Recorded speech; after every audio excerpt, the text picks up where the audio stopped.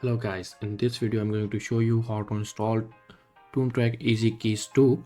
The first thing, I got my downloads from pluginforest.com. They have instant download, feature-free updates and lifetime activation.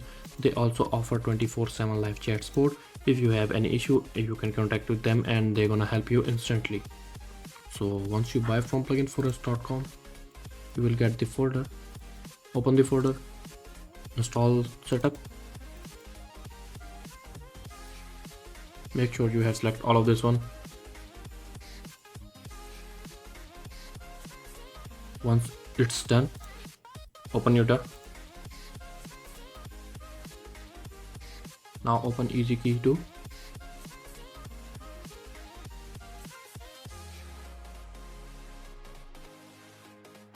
Hit browse. Go to the download folder and select the library folder.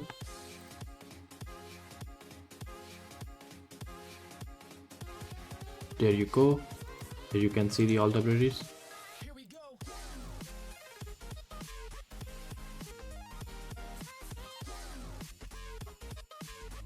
Enjoy your plugin. I'm gonna catch you on my next video. Peace.